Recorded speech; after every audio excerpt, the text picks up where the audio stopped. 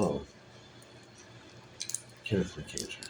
And I was wanting to post one video. I was just informed that my room will not be continued tomorrow.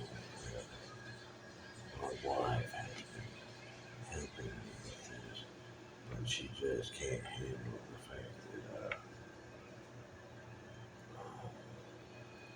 her abductors, I guess associates, whatever her abductors are part of the reason why my family's in total behind. It's not her fault. But I've also been informed that no, I don't have a way to make sure that it's 3 hours away. And that is one that Britt Scott has been adamant in trying to make sure that people go to. I've been to several of these court cases where I went and filed a sheriff's report the next morning for a wrongful arrest, wrongful stop. I was stopped in a Walmart parking lot 3 days after purchasing a car. The, the purchase ticket was in the window, and the registration was I was taken in for resisting arrest when I was parked in that parking lot talking about my SMG and waiting to go to another case uh, where I was brandishing a weapon on a store owner, a Tony's Pizza. And I proved that I did not do that. But in that case as well, the DA was pushing the fact that I was mentally incompetent, even though I had proven without a shadow of a doubt I didn't even commit the crime. And then after that, they still charged me with a possession of paraphernalia. After the charge was dropped, it was a no contest deal, but I proved that there was no crime, so any action that was taken past that has to be dropped as well. And they're just blatantly ignoring the law. I tried to fire my attorney out here on 2 or 3 different cases. On that one, I fired him 2 or 3 times in front of the judge, and he's like, "You can't do that in my courtroom." And I was like, "That's strange. Every other courtroom in the United States, you're allowed to fire 3 public defenders before you're forced to go to program. And you're telling me I can't fire my public defender, which won't do the job that I'm telling him to do, which is clearly shown on surveillance tape that I didn't commit. I'm not taking any deals." And they kept arguing the fact that I'm mentally incompetent. My Ventura case on the 24th, they're trying to do the exact same thing. After I filed a sheriff's report, after being drugged through the passenger window, slammed to the ground, my car was illegally searched when I told them they did not have permission, and I was taken in jail. When I pleaded my case to the drunk tank camera, and they let me out within an hour of arrest. When they let me out, I had like, I don't know, 8 charges.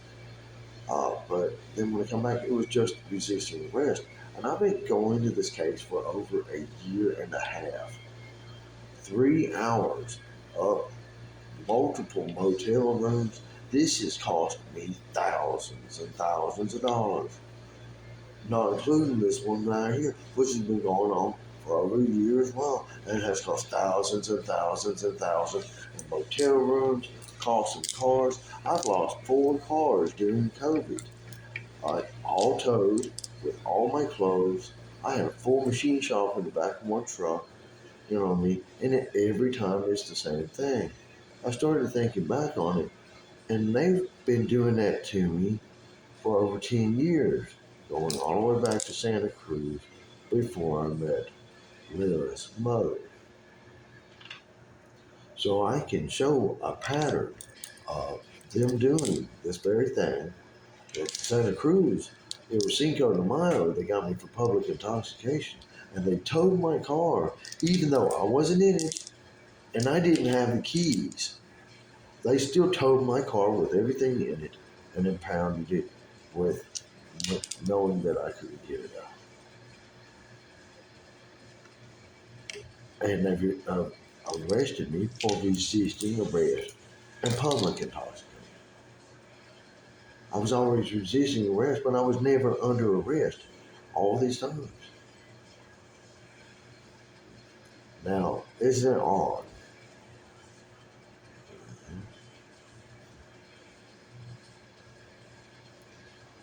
Now I'm stuck with absolutely nothing again. In that Ventura case, when he took me into jail, he threw my phone and wallet in the car. The only thing I had when I got out of jail was an ID. They did the same thing to me again in Torrance when they towed my car again. And they arrested me for or they added a charge of resisting arrest.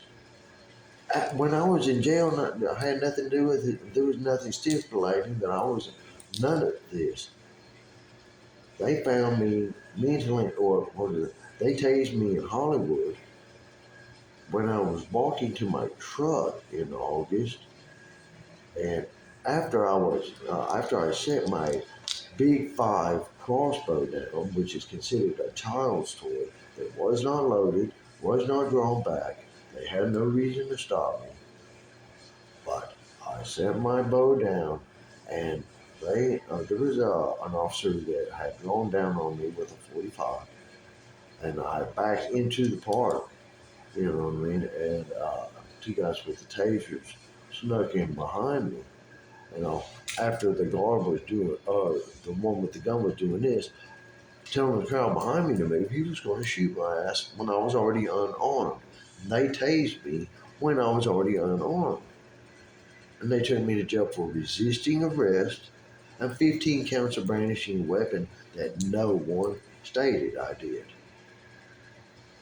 Did 3 months in jail. On September 21st in the Twin Towers, I was assaulted by 3 men after writing a grievance about not being able to receive a raise because I just came off of mainline for the last month and a half, 2 months, until my, let's see, on my court date, they brought in a psych evaluator literally 3 minutes before my court case and deemed me mentally incompetent to stand trial in court of law. And that's, no, that's bullshit. But after they found me mentally incompetent, they sent me back to mainline for another 2 weeks. And then the day before I was supposed to go into programming for 2 weeks just to get put on psych meds, I was in.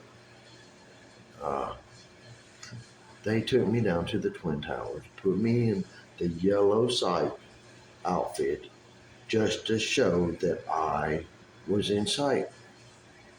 When I had just done 2 months in mainline and I was cleared with a clean bill of mental health when I came in.